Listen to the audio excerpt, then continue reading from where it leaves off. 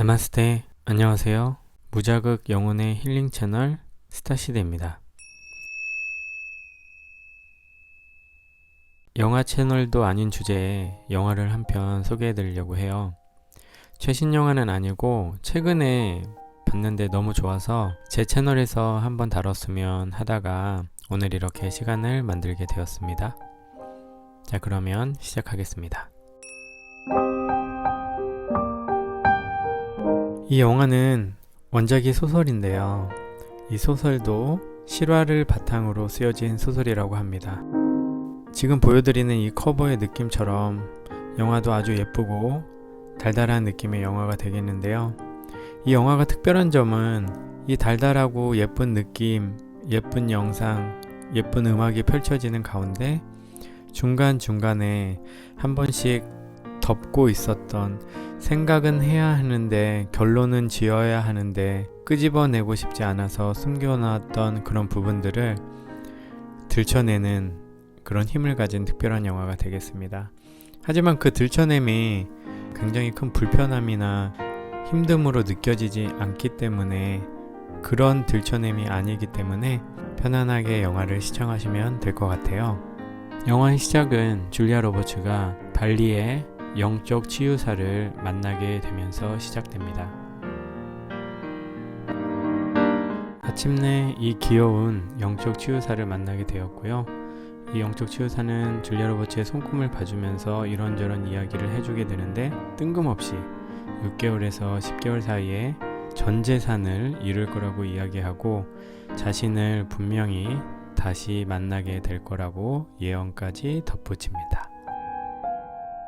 작별의 순간에 힐러는 줄리아 로버츠에게 특별한 그림 한 장을 선물하는데 저는 개인적으로 이 장면이 되게 마음에 들었던 게 이 그림이 담고 있는 의미가 굉장히 심오하더라고요. 그래서 보시면 눈이 가슴에 달려 있어요. 그 의미가 보이는 눈에 너무 의지하지 말고 가슴으로 느끼는 삶을 살아라 라는 의미, 그리고 내 발의 의미는 안정적인 느낌을 가지고 살아라 라는 의미래요. 그래서 이 특별한 그림을 받고 줄리아 로버츠는 다시 자신의 일상으로 돌아오게 됩니다.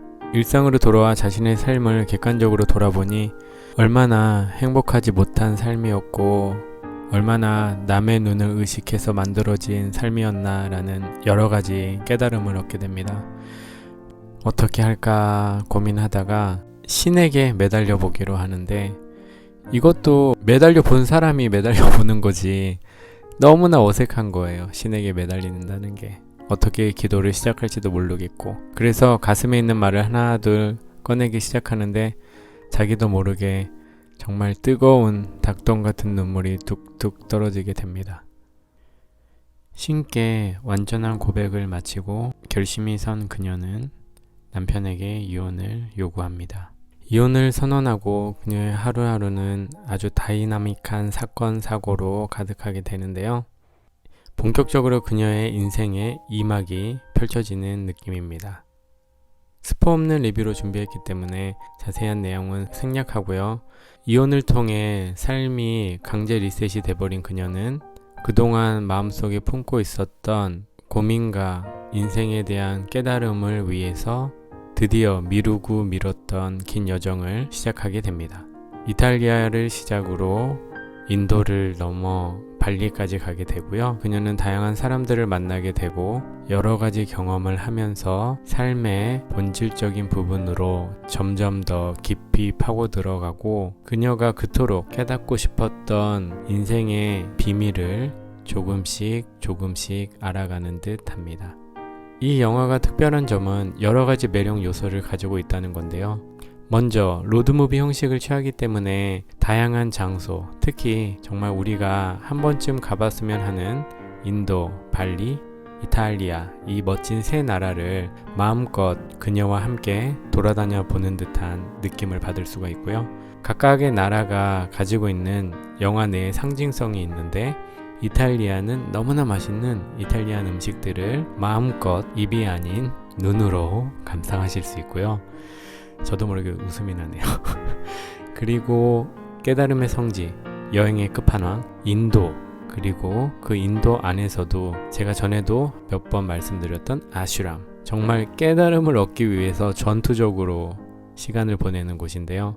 그 아슈람이라고 불리우는, 한국말로 하면 사원 정도로 이해하시면 되겠는데, 그 사원에서 또 겪게 되는 여러 가지 사건, 또 인간관계들, 그리고 또 깨달음들, 그리고 마지막으로 한국 사람에게도 너무 인기가 많은 발리, 그 발리에서 벌어지는 새로운 이야기들, 이 모든 것들이 나도 저런 여행을 한번 떠나고 싶다, 나도 언젠가는 저런 여행을 한번 꼭 떠나봐야지 라는 생각도 불러일으켜주고, 또 예전부터 이런 경험, 이런 여행을 준비하시고 계셨던 분은 더 열심히 준비해야겠다라고 조금 더 자신을 푸시해 볼 수 있는 그런 계기를 만들어주는 영화이기도 하고요. 굳이 여행을 갈 수 없는 상황의 분들도 계시잖아요. 정말로 핑계가 아니고 100%, 1000% 갈 수 없는 상황, 나 직장 놓치기 싫어 등등의 이유가 아니고 정말 서바이벌 같은 느낌으로 이런 여행을 가실 수 없는 분들에게는